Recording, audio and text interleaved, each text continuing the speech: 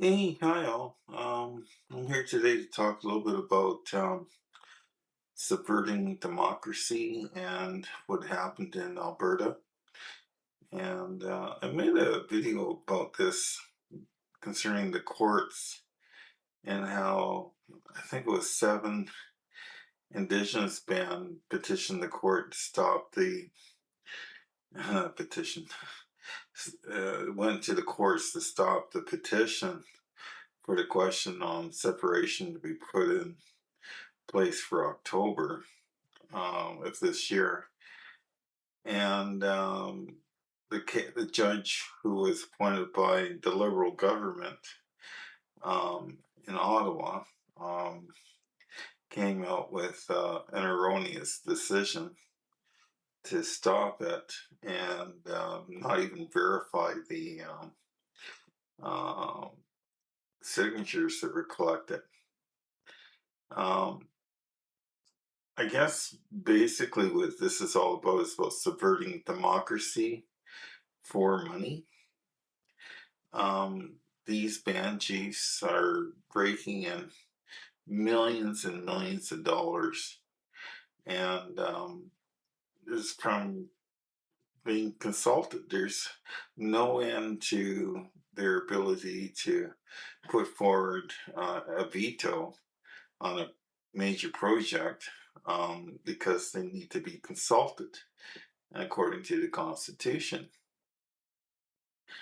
So I learned that the Alberta Prosperity Project, Mitch Sylvestre spent a whole afternoon, or a whole day, I guess, calling up these band chiefs in Alberta to consult with them concerning the petition question and things. And none of them showed up for the meeting. So they forfeited their right to be consulted, legally or even lawfully. Like if you don't go, then you're forfeiting it. And then consulting doesn't mean consent.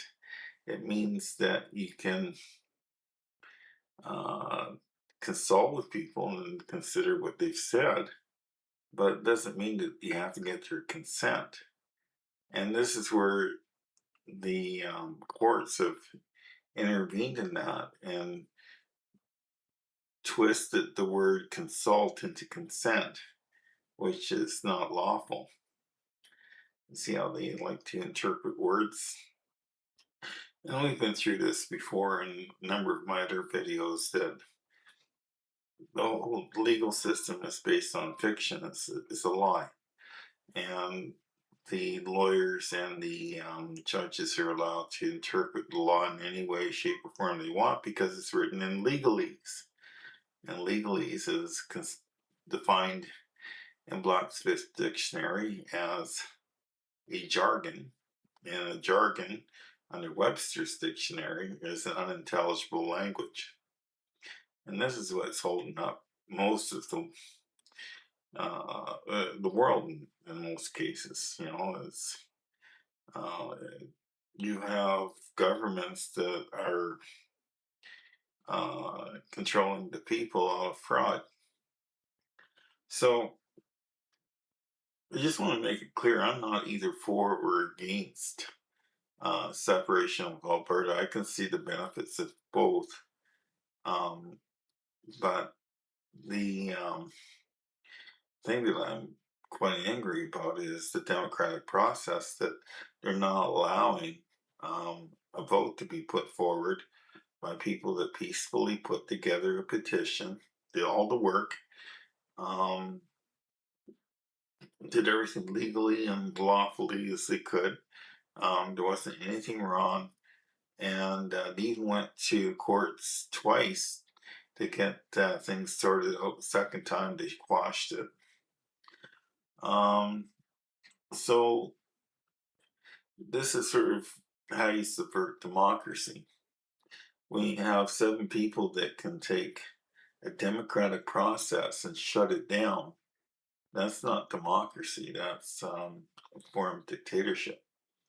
And there's no end to it. Now, what I noticed is that after this got shut down, and Daniel Smith waited a week. Holy, this is the premier of Alberta, and she was, mm, consulting her caucus and her team as to how to proceed. And she comes up with a question that basically says that if we separate, then they will begin to the process of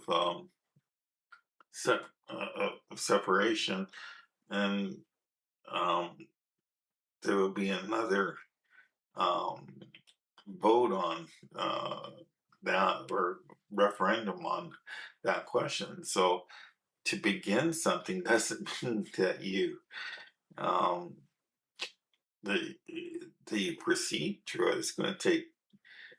They can drag this on for years and years and years. It's a bogus question. Is what I'm saying.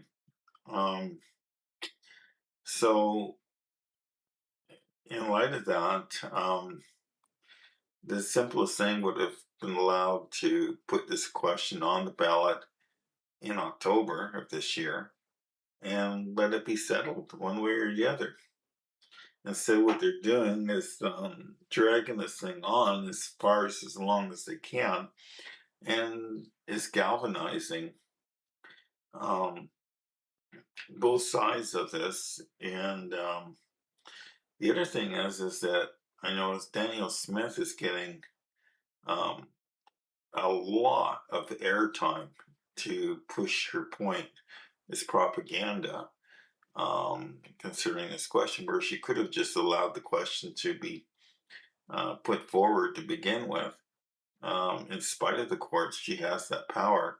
Just allow the petition to go through, or the question to go through, and put it on the ballot. What's wrong with that? It's democracy. She could have, she had the notwithstanding clause within the Constitution to do that, but she didn't. So now she's going to drag this thing out. And of course, she's subverting democracy as well. And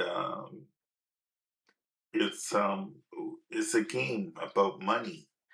Um, we got the prime minister running around saying that that he has a blind trust, where in fact he doesn't know what's going on with Brookfield, but he's completely invested in it, and he's running around setting up all kinds of contracts for Brookfield in various ways. And once he gets everything in place that he wants, then he's going to open up the pipelines and everything, and he's going to make hordes and hordes of money for himself.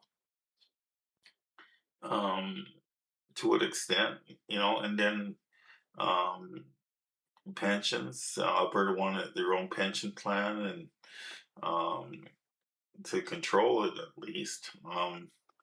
And Daniel Smith did nothing on that. The party wanted to get rid of the RCMP. She did nothing on that. There's one other thing that Mitch Sylvestre was saying. I can't remember now. But I'll put the link to his video below so you can watch it. Now, the other thing is that Pierre Trudeau, back in the 70s, wrote a white paper about eliminating this uh, indigenous uh, separation from Canada, that he wanted to bring the indigenous people into the fold to become fully Canadian. And Jean Chrétien was the minister responsible for that. I think he's in Indigenous Affairs. And that whole thing got shut down. Like, so now we have an apartheid in Canada, where Indigenous bands can say that they need consultation, and if they don't feel that they were properly consulted, they can hold up any project that they want for as long as they want, and it's just a grift. they keep getting until they, um, you know, until they make a decision that, yeah, okay, this is okay, we've been consulted, and you guys are going to do what we want, then nothing moves. So they keep putting money into this. Canada pours $32 billion a year into Indigenous affairs to deal with all this stuff and to help these bands out. And there's only 650 Indigenous bands, and very few of the people actually live on the reserves. And they're giving millions and millions of dollars to band chiefs. And it's in their best interests to keep consultations going, and to and to use consultation as a means of consent, which is not in the Constitution. I touched on that. Um, so when they get money, these band members, usually it's just the band council members and their families, they all go out and get these tricked out um, pickup trucks and, boats and nice houses, whatever. This Chief Adams fellow was in Toronto, um, I think last year, looking, or maybe it was earlier this year, looking at buying a $32 million house in Toronto. Like, it's on and on. At what point does this stop? And don't. Then we got the World Economic Forum that wants to um, make you poor and have you be happy. You own nothing and be happy. Remember that? So they're doing everything they can to, through their little puppets that they have out there, to dismantle the economy, especially in the Western world, and invade them with third world migrants that only vote for the political party that allowed them to come to the country, and then they take up all the jobs and stuff. It's subverting democracy. People never asked for this. This is not a They never had a mandate to do this. So again, it keeps the people that are subverting democracy in power and allowing them to get ultra rich, and it's making the vast majority of the people ultra poor. And then the ultimate thing is that they want to control the people and bring in digital IDs and then exterminate those that um, don't go along with what they believe. If you're too old, maybe uh, you're not working, not being a good slave, well, get rid of you. Um, Too young, you know, you act up in school, you don't take your Ritalin or whatever else, or your vaccines, get rid of you. On and on it goes. It's like China on steroids 100 times or more. And this is what Alberta sees coming down the pipeline, and they're trying to do it peacefully. But you see um, these WF actors and UN actors coming in and trying to set things up so that they get rich and everyone else gets poor. Um, and they do it through mechanisms by subverting democracy, preventing real change. And um, I guess there isn't much more to say about it, but like, even if you look at the politicians, uh, is a Pierre Polyev, is on the WF website that um, uh, one or more of his people in his caucus are part of the WEF, and he doesn't kick them out. And there was a picture of him and Bill Gates um, at the World Health Organization, I think it was. I'm not too sure about WEF, but he's not getting rid of these people. So he must be for the WEF. And he's coming out to Alberta to campaign against democracy. You know, he's a career politician. He's been in power for, he's, well, not power, but he's been in politics for, I think, 20 years or more. His pension must be off the chart. You know, it's an indexed pension. Um, he must be getting close to $1 million or maybe $2 million a year, and it's all indexed against inflation. So you know he's got his little parachute. What about the rest of us?